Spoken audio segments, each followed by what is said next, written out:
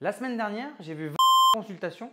Alors il veut perdre du poids, mais lui son problème c'est surtout ce qui se passe le vendredi soir, le samedi soir et le dimanche midi. C'est les soirées avec ses potes le problème. Dans cette vidéo, on va parler de l'alcool et de la perte de poids. Je suis Tom, diététicien, c'est parti. D'abord, parlons de l'impact énergétique de ce qu'on boit. Les calories apportées par l'alcool, ça sert à rien. Aucun nutriment et aucune vitamine intéressante. Pour être concret, 1 g d'alcool, c'est 7 kcal. À titre de comparaison, 1 g de glucides ou de protéines, c'est 4 et 1 g de lipides, c'est 9. L'alcool est presque 2 fois plus calorique que les protéines et les glucides et presque autant que les lipides. Imagine, tu bois un verre de vin rouge classique. En bar, c'est 12,5 centilitres. À la maison, c'est un peu plus. Ça représente environ 100 à 200 calories. Une bière de 25 centilitres, on monte à 150 calories en fonction du degré de l'alcool. Plus elle est forte, plus elle est calorique. Et je te parle même pas des cocktails. Le Mojito, un cocktail, c'est entre 250 à 400 kcal par verre. On a calculé ses apports, alors avec son activité et son profil, ses besoins journaliers ils tournent autour de 2200 kcal. Et vu ce qu'il boit en soirée, parfois jusqu'à une bouteille de vin en plus de l'apéro et du digestif, ça représente une grosse partie de ses apports de la journée. Si tu enchaînes 3-4 verres dans la soirée, ça représente un apport énergétique relativement important, voire très important, qui viennent en plus s'ajouter à ce que tu as mangé dans la journée. Alors je te vois venir, ne pas manger quand tu sors, c'est pas une très bonne idée. Et c'est là que l'alcool devient un vrai frein pour la perte de poids. Les calories s'accumulent rapidement et pourtant elles t'apportent rien de bon. Et au-delà des calories que ce breuvage t'apporte, il y a un autre problème. L'alcool a tendance à inhiber et à augmenter l'appétit. Donc tu as plus faim et tu n'es plus en mesure de refuser le repas gras qui arrive, d'où le kebab en fin de soirée. Mais en même temps, ce repas gras, il te permet quand même d'éponger la soirée. Donc en réalité, c'est plutôt un mal pour un bien. Mais bref, dans ta perte de poids, ça t'apporte quand même beaucoup plus d'énergie. Donc l'alcool t'apporte des calories et parfois beaucoup et te fait manger plus et parfois beaucoup. Évidemment, la meilleure solution, c'est d'arrêter de boire complètement. Mais soyons réalistes, ce n'est pas toujours aussi simple. L'alcool, c'est plus qu'une boisson. C'est souvent lié à des moments de convivialité, des soirées entre amis, des repas de famille, des restos. On passe vite pour quelqu'un de chiant donc. Ça va beaucoup mieux. J'ai arrêté de boire, j'ai arrêté de fumer. Ah, vous êtes devenu chiant. Non, mais je veux dire, vous êtes plus angoissé, mais vous êtes chiant. Oui, c'est très français ça. De dire, c'est marrant parce que dès qu'on dit qu'on arrête de boire, on devient chiant. Alors que putain, c'est bien en fait de ne pas boire de l'alcool forcément. Oh là là, dis donc. Mais quoi, je vous emmerde. Enfin, mais c'est quoi ce truc-là? Si j'avais dit j'ai arrêté la coke, tout le monde m'aurait dit putain, bravo. Ah bravo, c'est cool, t'as arrêté la coke. C'est vrai, génial. C'est vrai, en France, tu dis t'arrêtes de boire. Faut être assez fort pour supporter ça.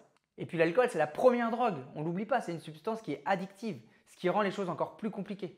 On ne peut pas simplement arrêter du jour au lendemain. Surtout s'il y a des consommations qui sont festives et régulières en fait. Et c'est là que réside toute la difficulté. Alors que ce soit par habitude, par pression sociale ou même par envie de se détendre, ce qui est au passage un très mauvais réflexe, l'alcool est souvent ancré dans nos routines.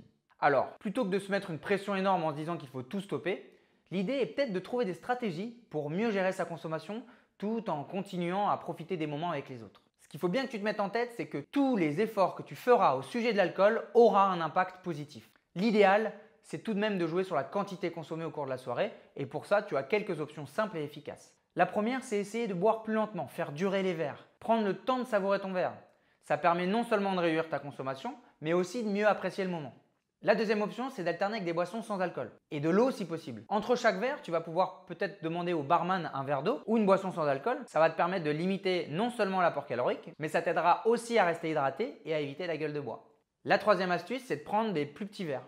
Si tu as l'habitude de prendre des gros verres, de t'envoyer des grosses pintes, tu peux peut-être déjà essayer de les remplacer par des plus petits verres, des demi par exemple. En les buvant plus lentement, tu vas en boire le même nombre de verres, mais c'est des volumes divisés par 2. Maintenant, si toi, tu n'as pas envie de diminuer ta quantité d'alcool et que c'est uniquement les calories qui te préoccupent, tu peux opter pour des boissons qui sont moins riches. Le vin sec par exemple, le champagne brut sont des options plus légères.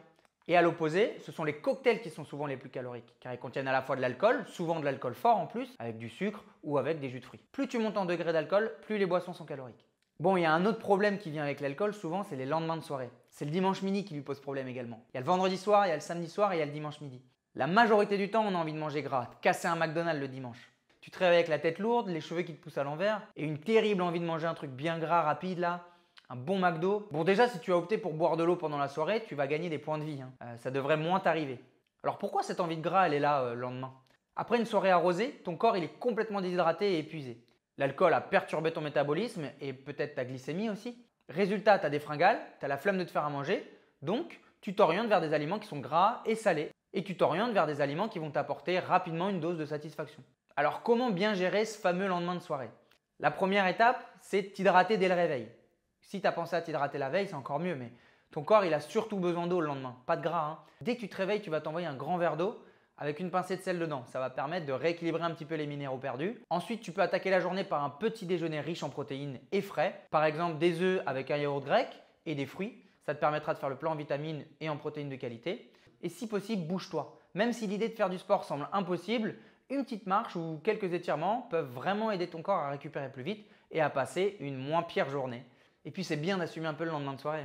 Alors je reconnais que consommer de l'alcool en perte de poids, c'est quand même super compliqué parce que le moindre verre fait bien monter tes calories. Et ça te fera sûrement sortir de ton déficit calorique. Si ça ne te crée pas un excédent. Si tu gères un peu à la rigueur, tu vas pouvoir minimiser la casse. Et de toute façon, diminuer la quantité d'alcool, c'est vraiment une bonne option. Pense à liker, à partager la vidéo à tes potes qui cherchent à perdre du poids mais qui se la collent tous les week-ends.